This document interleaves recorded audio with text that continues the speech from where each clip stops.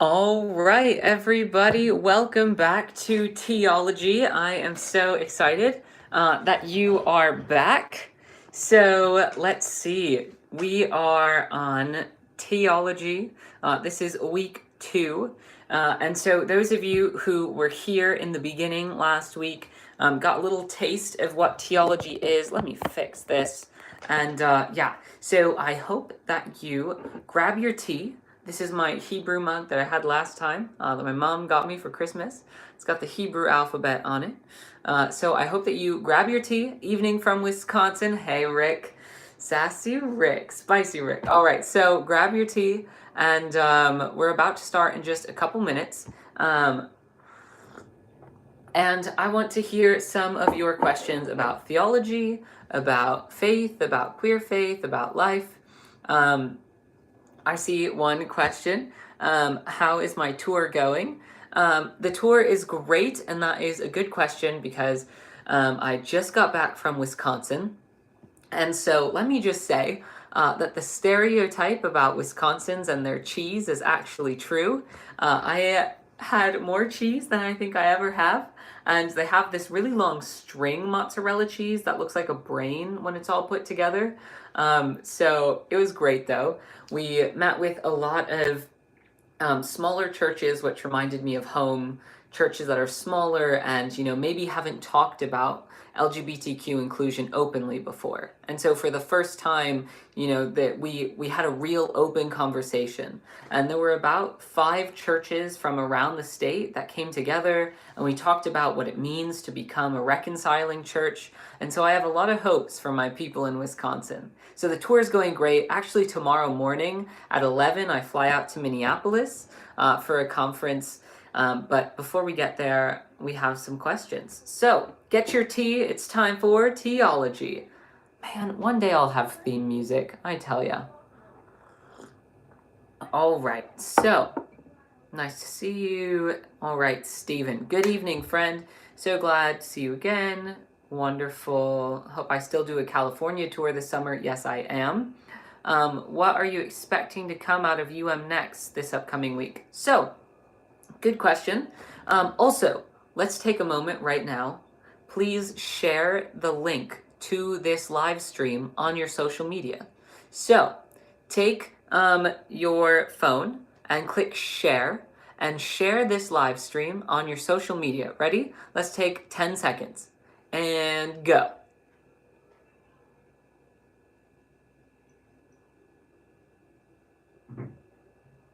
That wasn't really 10 seconds, but we'll keep going. So Next is a conference that's happening Monday to Wednesday in Kansas City, and it's at Pastor Adam Hamilton's Church of the Resurrection.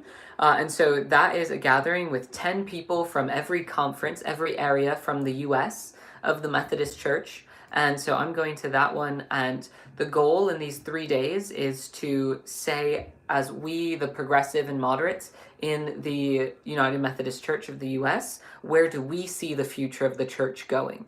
And hopefully out of these 3 days, we'll have some vision of what we want to do. And this is so important because it shows how we, outside of the general conference, that's when we meet every 4 years. It's showing that we, the people, are making decisions and not just the denomination and, the rigged voting and the blah, blah, blah. So stay tuned. I'll have more to share about the future of the UMC after going to this conference. But first, tomorrow and Saturday, I'm at a conference in Minneapolis called Forward, and that's with queer leaders and people of color. So that's a really important conference because it's the queer people and people of color saying, where do we see the church going? What future do we want? Will it be in the United Methodist Church? Will it be outside? Will it be some in between? So lots of things coming up this weekend. So I'll have lots of news to share with you. And if you want to keep in touch and you want to find out what happens over the weekend, I will be sending out a new newsletter next week with a briefing from what happened. So if you want to join my newsletter, which is where I share, some thoughts after every church I visit, it's how you can stay connected to everyone that I meet.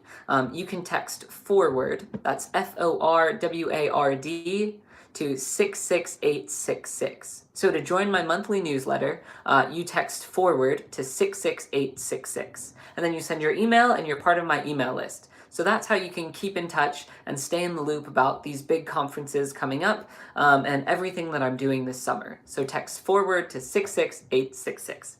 Wonderful. Let's get back to questions. That sounds great. Who's your favorite queer theologian?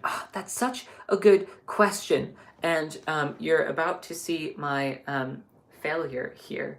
So, right. Theology, what I study, I'm more early church history, so it's, first century to 6th century-ish.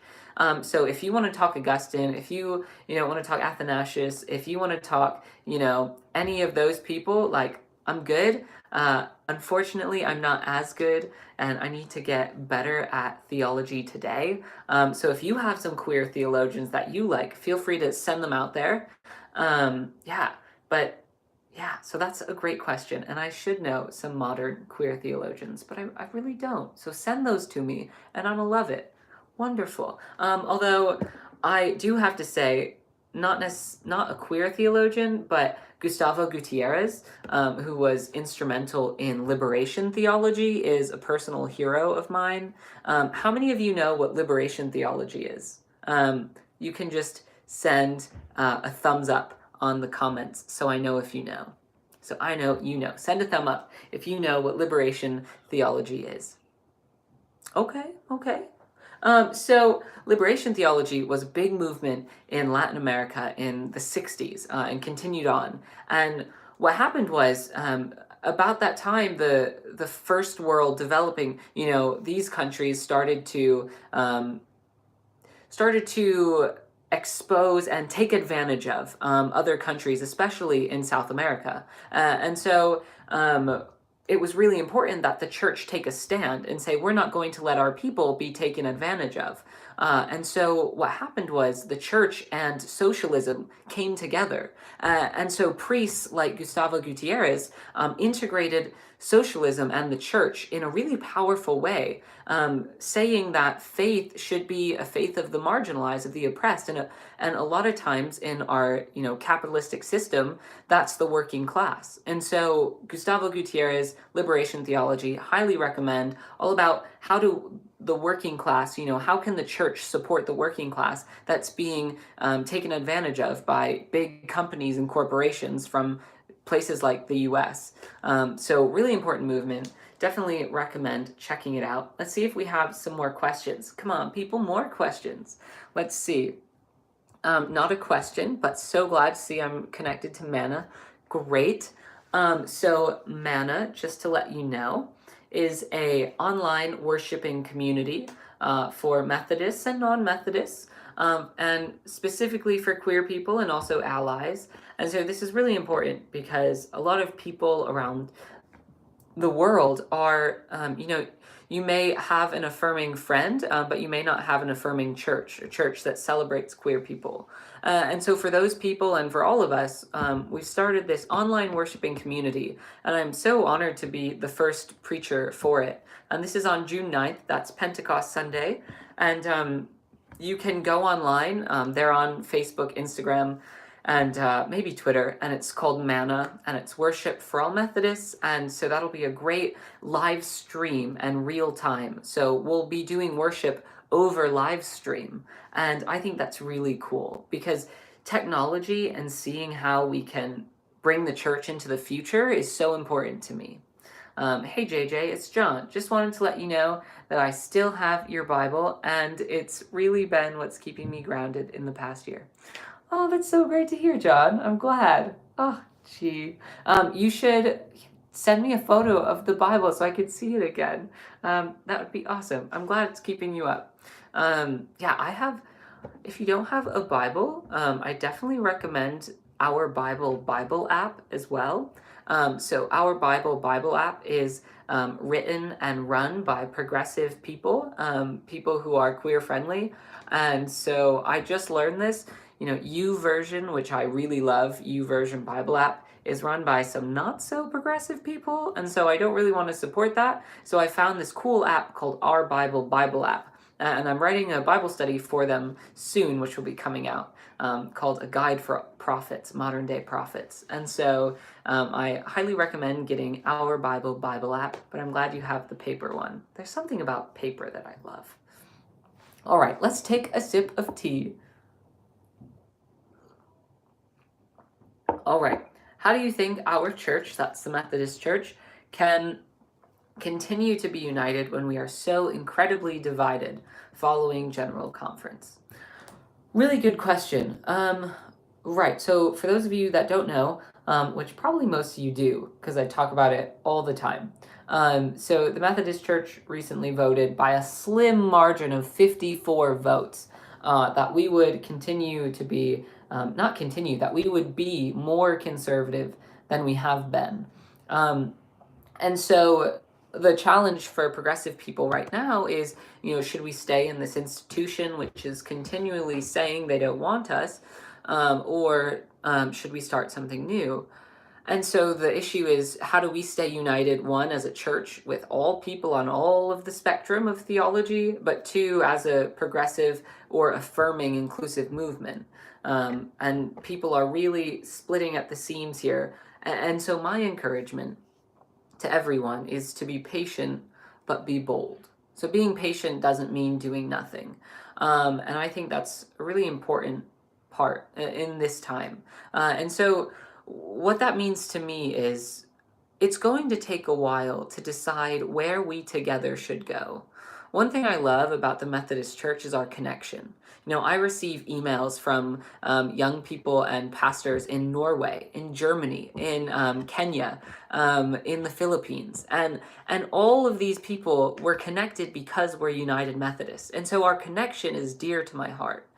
And so, what my encouragement is not to make any quick decisions, to not say, I'm not going to be Methodist anymore, or, my church is leaving, or we'll stay forever no matter what happens. Because I don't think either choice at this point is fully thought out. And so my position would be to be bold and resist from within. So to make bold statements from your church saying, though our denomination says one thing, we as the church here in Wisconsin, we as the church here in upstate New York, we as the church here in Germany, Norway, Kenya, wherever, we as the church here say we will celebrate and affirm all people, including queer people, as our pastors, and we will marry queer people. And so I think we can do so much good from within, and this is just my humble perspective, that we can be bold, but we can be patient. So stay within, and yet also be bold, because to show that we will not follow rules of discrimination, that's what the prophets did. The prophets wouldn't be in our Bible if they just went off with people who were like-minded, right? They were prophets because they spoke truth to power, even when the power was the people of God. And so it's important for us as prophets, right, to speak truth to the power that is the church right now. So some people keep hearing among progressives that it's important for LGBTQIA people to stay in order to be here for us, for the young people that may be struggling in more conservative areas. I think that's a really great point.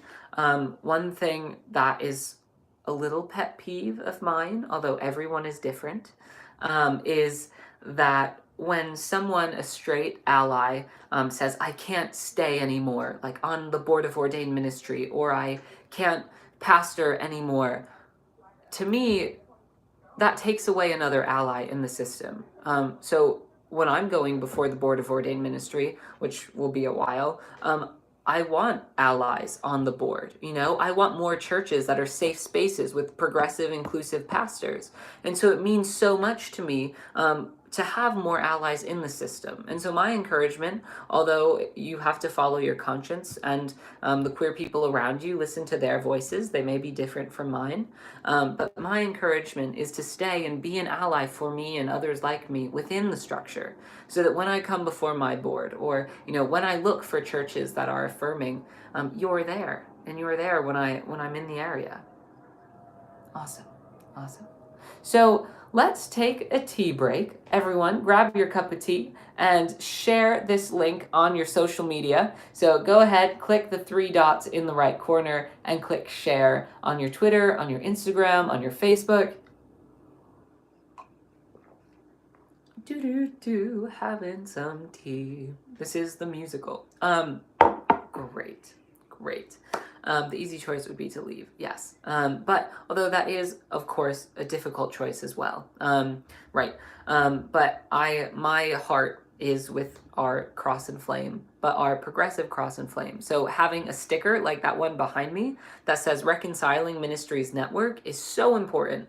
What Reconciling Ministries Network is a network of over 40,600 and something, probably more, United Methodists around the world who say, even though our denomination excludes people, we will be a connection within the connection. We will include, and we will celebrate, and we will marry, and we will ordain. And so churches and individuals can all become reconciling. And that's great, because when I travel, if I'm in, let's say, Wisconsin, like I was last weekend, I go online to rmnetwork.org and I Google it. You're gonna take a milk break. Milk is okay too. All right, Rick. And so from Wisconsin, so much dairy. And so yeah, I go to rmnetwork.org and I type in Wisconsin and it shows me all of the reconciling churches in the area. So making sure that your church is part of this network puts you in a national registry so that when queer people are traveling like me, I know that there's a safe, affirming church that I can go to in the area. So I highly recommend, if you haven't become a reconciling yet, go on to rmnetwork.org and sign up to be a reconciling individual, or encourage your church to be one as well. All right, more questions. Let's see. What do you all have? Faith, the UMC. Someone give Stephen a break. Poor Stephen is giving me all of these questions. I appreciate it though, because then it's not just silence. So type on any questions that you have. Queer faith, theology, the UMC, my life. I do have an exciting announcement though. So tomorrow, this is a secret. You all are privy to an early reveal tomorrow around 5 or 4 o'clock Eastern Daylight Time. Something that I've been working on for months since General Conference will be revealed. And so many of you may have heard about Team Forward, which I've tweeted about just a bit. It's been my little baby in the making for a while, and it's been in my workshop. And so Team Forward is a collective of young people. I have about 5 amazing people from around the country and one who's Episcopalian. And so these are young people in the United Methodist Church who are, no, I'm not joining RMN staff. They haven't reached out and asked me yet. So maybe you should write RMN. Wink, wink. And so what I'm excited to announce though, is that, so Team Forward, it's about 5 people, young people from around the country and one who's Episcopalian. And together we've started a collective of young people. And yes, calls Izzy and Jan. And so together as a collective, we are starting a Facebook page, an Instagram, and a Twitter, and we're starting a movement, a collective. So we will have resources for young people within the United Methodist Church and beyond to use your voices to grow in ministry and to reclaim church through radical love. So look on Facebook, Twitter, and Instagram tomorrow for Team Forward UMC. Team Forward UMC. Tomorrow I will put it up on my public Facebook page. I'm excited to launch this. So this will be a connection wide. So this is around the world. People can become part of our Team Forward. That means you'll be part of Bible studies with other young queer Methodists and allies. We'll have tools to help you talk about your queer faith or queer faith with your church, how we as the young people can really reclaim the church together. And so we really want to help people to grow, to young people, queer young people and allies to use their platform so that it's not just me. I don't want to be the face anymore. I want it to be all of us. So Team Forward, I'm so excited, will be announced tomorrow around 5 o'clock Eastern Daylight Time. So look for that tomorrow. Our pages aren't up yet. They are, but they don't have anything on them. So check back tomorrow for that. Really excited, and we are hoping to do some events soon, some virtual Bible studies, and all about queer faith and how we as the young people can reclaim the church. So that's really exciting. That's coming up tomorrow. And let's see, we have another question. What do you recommend for pastors who know they face penalties for marrying a gay couple? Ooh, that takes a sip of tea. For pastors who know they face penalties for marrying gay couples. Right. So I have to speak out of my privilege as a lay person for now. Hopefully that changes soon. Right, as a lay person, there's pretty much nothing they can do, though as a certified candidate, they could take away my funding for grad school, seminary. But anyway, for pastors who face penalties, I can't really tell you what to do because your jobs are on the line.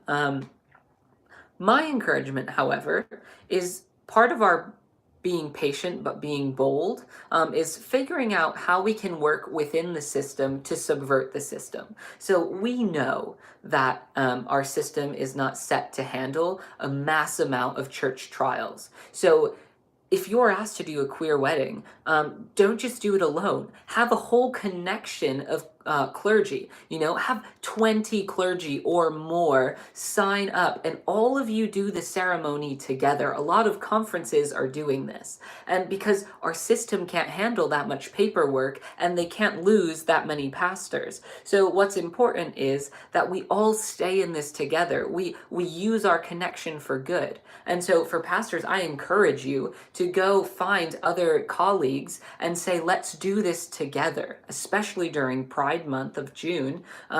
Get a group of pastors and perform the weddings together. Or my church is considering this. I know it's a little risque, but you could have a lay person go online and get their, marriage license ordination online, and you could say the vow, you could, have the ceremony, perform the ceremony, and then the lay person could sign the certificate and say that I now pronounce you wife and wife or husband and husband or whatever. So that's another way to go around it, is to use the lay privilege. So encourage your lay people, go online, sign that ordination thing, get your online ordination, and then the pastor does everything, and then the lay person can say, I now pronounce you married, and then sign the certificate. So if you're not comfortable going against the system with a group of people and performing a marriage all together as an act of defiance, of civil disobedience,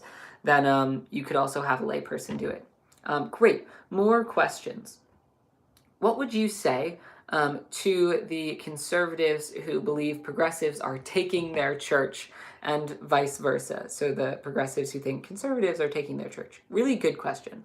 And that merits a sip of tea.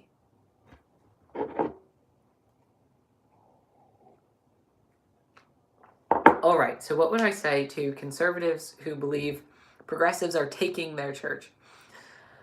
Right, it's so difficult because no one wants to be wrong, and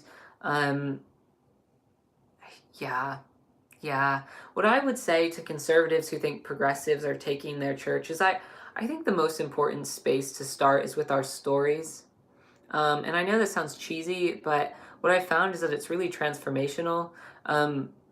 So when I shared my story at the General Conference and got my 3 minutes of fame, and I had nothing prepared, there was this bishop from a conservative country, and the people from his conference saw him weeping.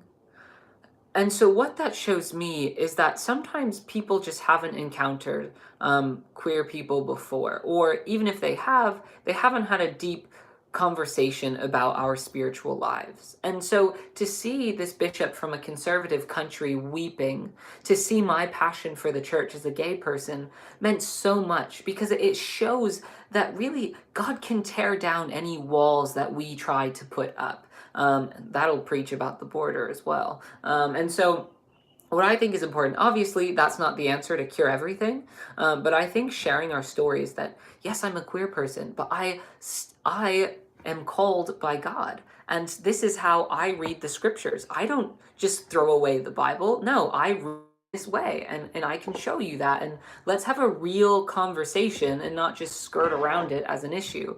And so I would say, we're not taking the church from anybody. We're giving it to more people. We're taking those 5 barley loaves and 2 fish, and instead of feeding a small group of people, we're feeding thousands and millions. So I would say, we're expanding. We're bringing so many more people to faith who didn't know it could be for them before. On my campus, which is quite secular, there are a lot, and it's also the most LGBTQIA friendly in the nation. Is that a coincidence? I think not, that we're secular and queer friendly. But a lot of people have church harm, or they went to a church and they were harmed because they're queer. And so when I shared my story at the conference, that a lot of people have come back to faith because I've been able to share that I am queer and I'm in the process of becoming a pastor, we're spreading the gospel farther because we're opening the tent to everybody. And so that's my encouragement, is to share stories like that, right, that we're doing what Jesus did. We're feeding thousands instead of, 10. Hi, I work at a UMC summer camp. At camp, we teach that God loves and calls absolutely everybody. That's wonderful. I worked at a summer camp for 4 years. It was amazing. What would you suggest I do for campers when they go home to less affirming churches and homes? That's a really great question, and I struggle with that when I was a camp counselor. I struggle with that as well, with the variety of issues. Kids come to camp sharing a whole bunch of things that happen in their lives, and we can love them so much during that week, but then they have to go home, and it's difficult. So for kids who come out to you, or feel more safe to be their true selves at camp than at home, I would encourage you to connect them. I think this is one of the beauties of social media, is that it can connect people, especially queer people. I mean, that's really where queer community started to come out, was when online chat groups started, and you could find gay people in your area. That was before my time, but because now we have lots of other things. So I think connecting them to something like Team Forward, my group of young people, which is starting tomorrow, or Reconciling Ministries Network, or there are lots of support online. So connecting them to resources like that, where they can find community even if it's not in their area, I think that could be really great. And because just hearing more queer people, right, being role models is so important. Because I know in my small town growing up, I didn't know that being gay was an option, because I didn't know anyone that was gay. So I just thought, it just must be this dirty thing that I'm supposed to close my eyes to. So let's see. I'm getting lots of messages. So yeah, I think, and actually my PR person just said you should contact them to have you speak at camp. So yeah, you could also invite me to speak at your camp, but that's another option. But yeah, I think just making sure that people see other queer people of faith is really important. And there's so many different role models and so many people in this movement already. Yeah, so I think that's really great. More questions that you have, keep them rolling in. We only have like a minute left. LOL, but you already came. Let's see. To Bloomington Normal. Ah, darn, I did. But that doesn't mean I won't come back. Will I be involved in Rainbow Retreat in August? Is the Rainbow Retreat, I just have it on my notes, is Queer Camp, end of August, like the 18th-ish? If so, then yes, I'm speaking at that camp. Really excited in California. Also, this Sunday, I guess since it's almost 9:30, I can wrap up with a few announcements for you. So this Sunday, I will be preaching. No, I won't be at that camp in Idaho, but email me on my website, connectwithjjwarren@gmail.com, and maybe we can make that happen. But so this Sunday, I will be preaching at Lake Harriet UMC in Minneapolis right after the conference. That I'll be attending. So stay tuned this Sunday, and that's in Minneapolis. I'll be preaching there. Tomorrow, again, Team Forward comes out. My collective of young people who seek within the United Methodist Church and beyond to help young people reclaim their voices, reclaim church, grow in ministry, and use their voices. So I will have more details about that and about my preaching on my Facebook page and my website, jjwarren.org. It's all up there. It's on the website right now. My last thing, I'm still trying to... so this is my t-shirt from last year's tour, Together with Love. So this year's t-shirts are online. They're on my website or on my Facebook page. And that's customink.com/fundraising/forward together tour, /together-tour. And the t-shirts are like $20 and it's like $4 for shipping or something. If you could help me out and get a t-shirt, that would be awesome because I need 50 of them for them to send them. If I don't get 50, they won't send them. So that would be a great help. And yeah, I hope to see you all soon. And I will be sending you a newsletter next week after the conferences to let you know what happened. Yeah, and keep us all informed together. No matter what the future holds, I truly believe that we will go forward together into it and we will be stronger because we're together. So stay involved in the movement, be patient, but be bold. Thanks everybody for tuning in to Teaology. Share this video and I hope to see you again soon. Next week, I won't have this though because I'll be graduating, so we'll follow up